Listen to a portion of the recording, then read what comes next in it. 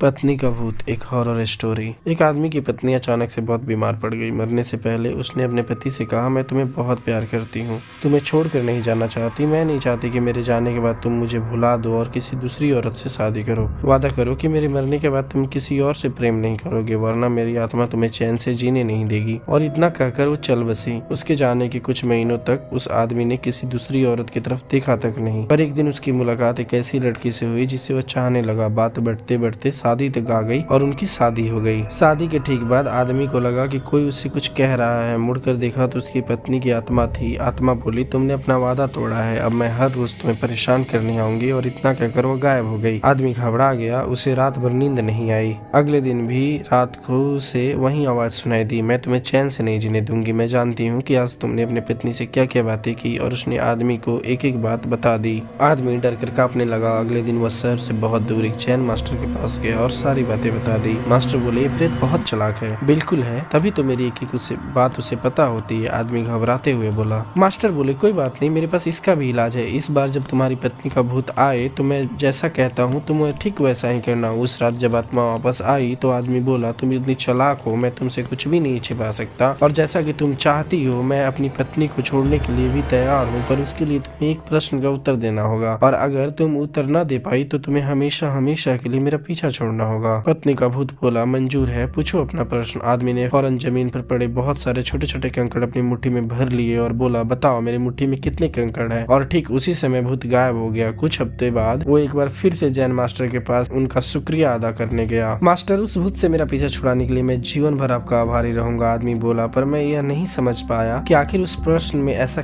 क्या था कि एक ही झटके में ही भूत गायब हो गया। मास्टर बोले, बेटा दरअसल कोई भूत था ही नहीं। मतलब? आदमी आश्चर्य से बोला, हाँ, कोई भूत था ही नहीं। दरअसल दूसरी शादी करने की वजह से तुम्हें एक अपराध बोध महसूस हो रहा था और उसी वजह से तुम्हारा दिमाग एक भ्रम की स्थिति पैदा कर तुम्हें भूत का अनुभव करा रहा था। मास्टर ने समझाया। पर ऐसा था तो मेरी हर एक बात वो कैसे जानता था? आदमी ने पूछा। मास्टर मुस्कुराए, क्योंकि वो तुम्हारा बनाया हुआ ही भूत था, इसलिए जो कुछ तुम्हें जानते थे वही वो भी जानता था। और यही कारण था कि मैंने तुम्हें वो कंकड़ वाला प्रश्न पूछने को कहा, क्योंकि मैं जानता था कि इसका उत्तर तुम्हें भी नहीं पता होगा और इसलिए भूत भी इसका उत्तर नहीं दे पाएगा और तुम्हें तुम्हारे दिमाग की ही उपज से छुटकारा मिल जाएगा। आदमी अब पूरी बात समझ चुका था। उसने एक बार फिर मास्टर को धन्यवाद किया और अपने घर लौट गया। कई बार हमारे मन में किसी पुरानी बात को लेकर एक गिल्ट फीलिंग रह जाती है। कहानी में भूत का अपना उस तरह की फीलिंग का एक एक्सट्रीम फॉर्म है, पर अधिकतर मामलों में हम किसी पुरानी घटना को याद कर अफसोस करते हैं। कभी कभार खुद पर क्रोधित भी हो जाते हैं। ऐसा बार बार करना गलत है। अपने भूत की वजह से अपने भविष्य और वर्तमान को बिगाड़ने में कोई समझदारी नहीं है। इसलिए अगर आप भी किसी पुरानी घटना की वजह से अपराध बोध महसूस करते हो तो ऐसा ना करें। गलतियां करना मनुष्य का स्वभाव है, सभी करते हैं। आपसे भी हुई तो कोई बात नहीं, उस घटना को पीछे छोड़े और अपने जीवन को सार्थक बनाने की दिशा में काम करें। पर क्या भूत सच में होते हैं? यह एक ऐसी बहस है जो सदियों से चली आ रही है। करोड़ों लोग मानते हैं कि भूत सच में होते हैं, वहीं बहुत से लोग ऐसे भी हैं जो भूत को या आत्माओं के अस्तित्व को लेकर सहमत नहीं है। खैर, आपको क्या लगता है, भूत होते हैं या नहीं? कमेंट बॉक्स में बताइए। वीडियो अच्छी लगे तो लाइक करें। ऐसे ही कहानियां सुनने के लिए चैनल को सब्सक्राइब